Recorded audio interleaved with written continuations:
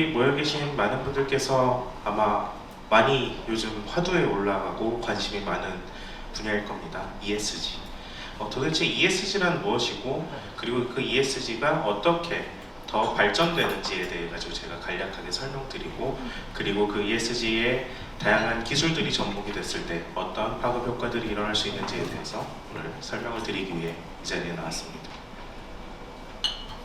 네, 나은 미래 플랫폼은 Make Things Better, 세상의 많은 것들을 조금 더 나은 모습으로 바꾸게 하기 위한 사업체고요. 경영 컨설팅과 다양한 마케팅, 경영, IT 컨설팅을 수행을 하고 있습니다. 먼저 ESG 트렌드에 대해서 설명을 드릴 거고요. 그리고 트윈 트랜스포메이션에 대한 사례들을 소개를 해드릴 겁니다. 그리고 나서 SaaS 기반의 AIoT 솔루션들을 어떻게 활용할지에 대해 가지고 간략하게 설명드리도록 할게요. 먼저 ESG 트렌드입니다. 네, 글이 너무 많습니다. 제가 식사 후에 바로 하게 돼가지고 조금 부담스럽지만 ESG는 환경, environment, 사회, social, 그리고 지배구조, governance 이 세 가지 이니셜들을 따가지고 만들어진 개념인 거는 다들 아실 겁니다. 먼저 환경 부분에는 기후 변화나 탄소 배출, 요즘 또 핫한 트렌드인 이제 CBAM 같이 탄소 거래세 같은 것도 환경에 포함이 되는 부분들이고, 환경 오염이나 환경 규제, 생태계의 생물 다양성, 자원과 폐기물 관리, 그리고 에너지 효율성, 책임 있는 구매 조달 같은 것들이 환경이라는 파트에서 기업들의 지속 가능한 경영에 굉장히 많은 부분들을 차지하고 있는 구성 요소라고 볼 수 있습니다. 사회 면에서는 어떨까요?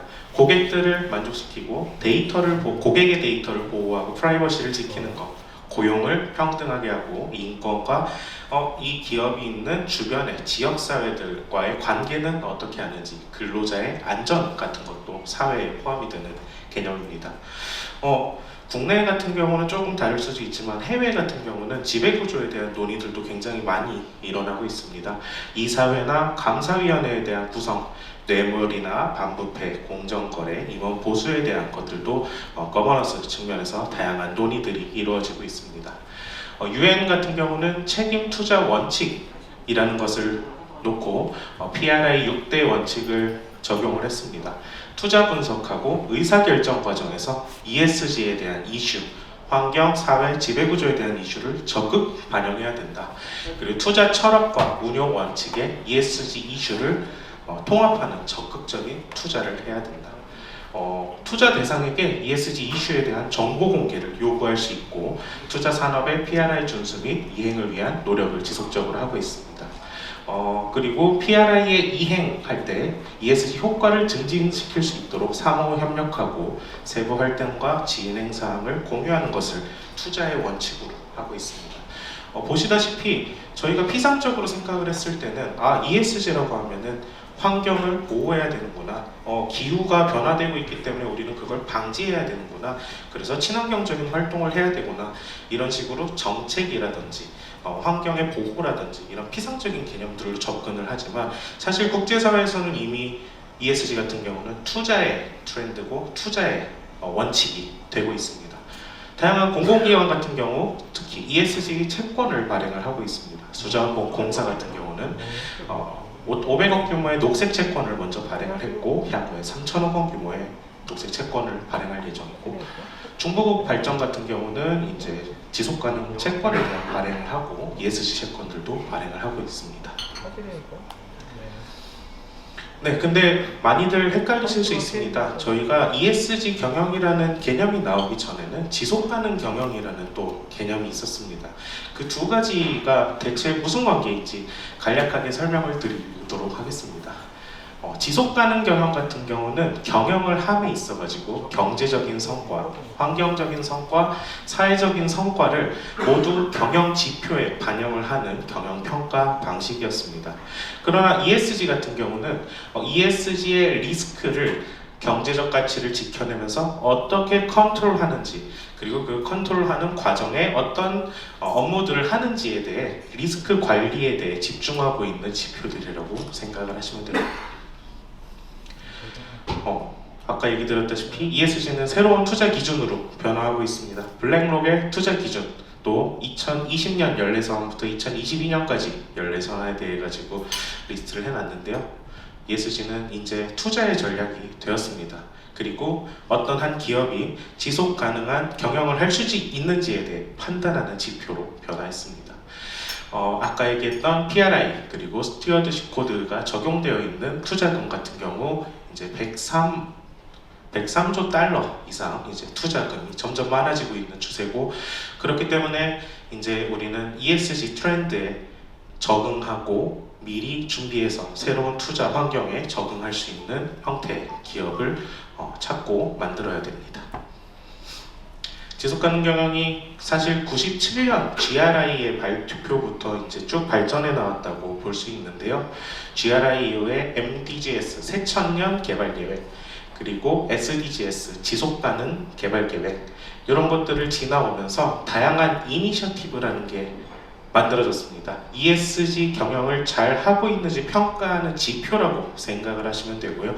그 지표에는 국제표준기구인 ISO에서 발효한 ISO 26000, 그리고 태스크포스 형태의 이제 기후환경변화 태스크포스에서 발행하는 TCFD, 그리고 GRI에 대한 스탠다드, 그리고 국제회계관리위원회에서 운영하고 있는 SASB 같은 것들, 다양한 ESG에 대한 평가 방식에 대한 이니셔티브라고 얘기를 드릴 수 있습니다.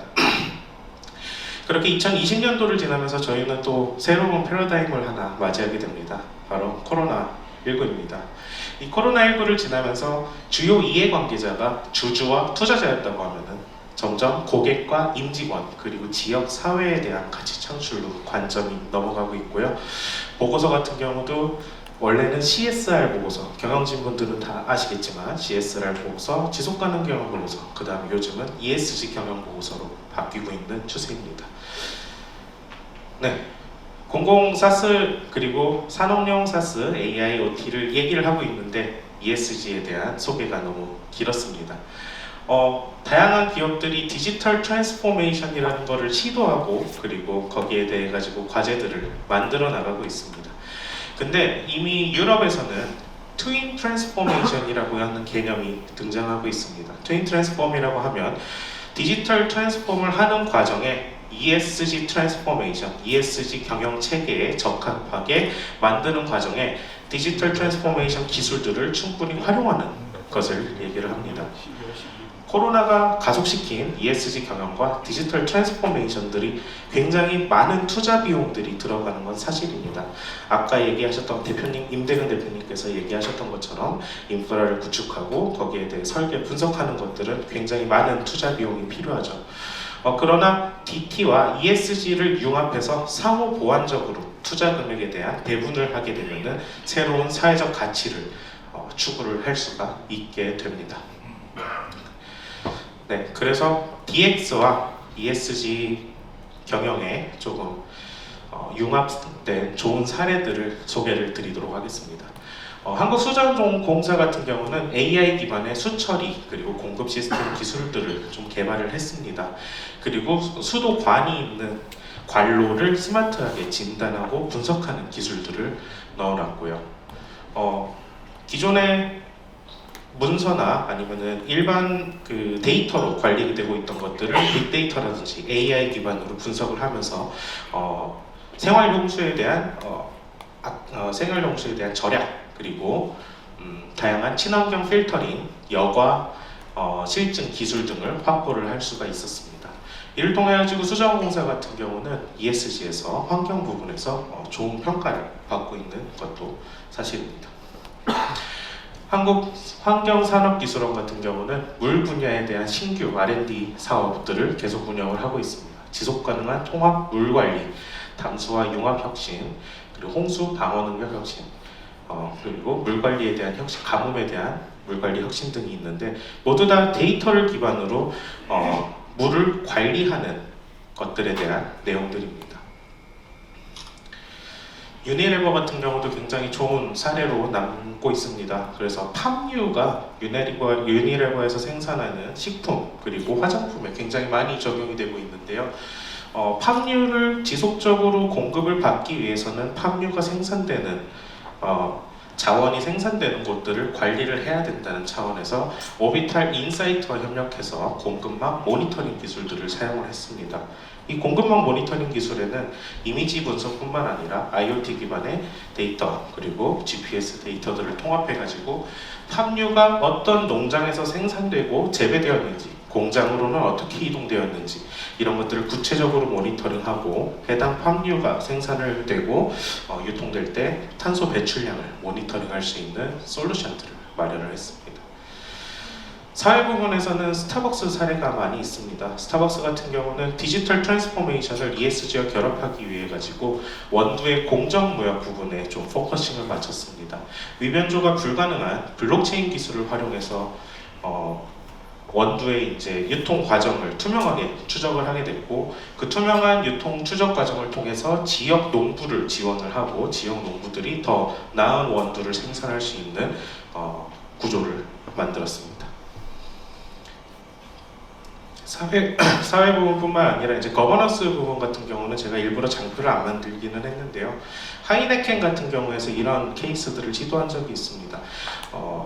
회계 감사를 진행을 할 때 내부 감사 체계를 디지털로 전환을 했습니다. 그래서 문자인식 기술인 OCR이라든지 RPA 기술들을 활용을 해서 상시 감사가 가능한 형태의 다양한 서비스들을 하면서 감사가 필요한 지배 구조에 대한 평등성을 증대시키고 있습니다. 그래서 이런 SaaS 기반의 AIoT 솔루션을 어떻게 ESG와 융합해가지고 활용해야 되는지 간략하게 소개해드리고자 합니다. 대표님께서도 말씀하셨고 수석님께서도 말씀하셨지만 비즈니스의 운영 그리고 경험 그리고 제품의 디지털 전환은 ESG 경영에 있어서 필수 불가결한 요소가 됩니다. 그렇기 때문에 예를 들어 가지고 환경 부분에서 에너지 소비량, 온실가스 배출량, 물 사용량을 컨트롤하기 위해서는 IoT 기술과 센서 기술 그리고 그 센서에서 들어오는 데이터들을 통합하는 기술은 필수 불가결한 요소입니다. 데이터를 수집하고 가공하고 처리하기 위해서 다양한 애로사항들이 존재합니다. 먼저 센서에 대한 인프라 표준이 부재하고 있고 데이터에 대한 정합성도 부족한 것도 사실입니다. 데이터 처리 인프라도 부족하고 데이터 활용 체계 그리고 서비스에 대한 전문성들도 부족하죠. 이런 것들을 해결하기 위해서 SaaS 기반의 AIoT 솔루션이 필요하게 됩니다. 아까 대표님께서 설명을 해주셨던 것과 연결해서 생각해 보시면 어떤 내용인지 이해가 되실 겁니다. 그래서 통합 데이터 관리 체계 그리고 데이터 활용 체계들을 구축함에 따라 가지고 다양한 ESG 활동에 접목할 수 있는 디지털 트랜스포메이션을 이룰 수가 있습니다. 데이터의 활용 체계입니다. 아까 설명드렸던 수집됐던 수집 데이터, 외부 데이터들은 데이터 분석, 모니터링, 예측과 광고 그리고 최적화 기능에 대한 이제 서비스들을 제공을 해야 됩니다. 이런 서비스를 제공을 하기 위해서는 데이터를 시계열로 분석할 수 있는 그리고 데이터를 지속적으로 학습할 수 있는 토폴로지, AI 기술이라든지 빅데이터 분석 기술들이 필요하죠. 근데 이런 필요한 기술들을 서비스가 필요한 도메인에서 직접 도입하기에는 굉장히 많은 자원과 시간이 소모가 되는 것이 사실입니다. 이런 것들을 미연에 방지하고 최소한의 투자로 최대한의 효과를 누리기 위해서는 이미 개발되어 있는 소프트웨어로서의 솔루션을 활용해가지고 이런 ESG 기반의 솔루션에 도입을 하는 것이 굉장히 효과적인 방법이 될 수 있습니다. 네, 디지털 순환 이코노미죠. 기존에는 어떤 상품을 기획하고 생산하고 소비하고 그걸 다시 재활용해 나가는 체계로만 저희가 인지를 하고 있었습니다. 예를 들면 저희가 페트병을 마시고 다시 페트병을 재활용해서 그 페트병을 뭔가 새롭게 변화시켜가지고 재활용하는 것이 그런 것이죠. 근데 이제 트렌드가 넘어가고 있습니다. 이런 트렌드들을 트래킹할 수 있는 디지털 기술들이 충분히 발전이 됐고요. 그래서 이제는 디지털 서큘러 이코노미라는 얘기들도 나오게 됩니다. 이 기획 과정에서 충분한 IoT라든지 AI라든지 이런 디지털 기술들이 적용이 되고 나면은 다시 소비되고 재활용되는 과정에서 또 새로운 가치들을 창출할 수 있는 부분들이 생기게 됩니다. 네, 그리고 민간과 공공기관의 협력에 대한 강화 방안들도 정부 시책으로 많이 얘기를 하고 있습니다. 그 중에서 사실 제일 부족한 부분은 국내에서는 대기업들은 재원과 상황이 여유롭기 때문에 지금 ESG에 대한 대비도 많이 하고 있고 2025년부터 이슈가 될 수도 있는 CBAM이라든지 CBAM이라고 하면 탄소 거래세 얘기를 하는 겁니다. 탄소 거래세에 대한 대응이라든지 이런 전략들을 꾸릴 수가 있지만 실질적으로 그들의 1차, 2차 벤더사 그리고 그 아래에 있는 중소기업들은 실질적인 ESG 그리고 다양한 환경 관련한 챌린지에 도전할 수 있는 재원이 부족한 게 사실입니다. 이런 재원들을 조금 해소하기 위해서 이번 정부에서는 중소기업의 ESG 경영이라든지 온실가스 감축 그리고 안전 경영에 대한 구축을 지원을 하고 있고요. 이런 것들은 공공기관들이 자기와 함께 협력하고 있는 협력기관들과 같이 다양한 투자를 일으키면서 해당 업무를 수행을 하고 있습니다. 이런 과정에서 충분히 SaaS 기반의 AIoT 솔루션들은 활용이 될 수 있는 여지가 충분하다고 보입니다. 네, 저는 여기까지 얘기 드리고요. 나은미래 플랫폼 박재형 이사였습니다. 추가로 궁금하신 사항이 있으면 언제든 저 찾아오시면 제가 아는 선에서 잘 답변해 드리도록 하겠습니다. 감사합니다.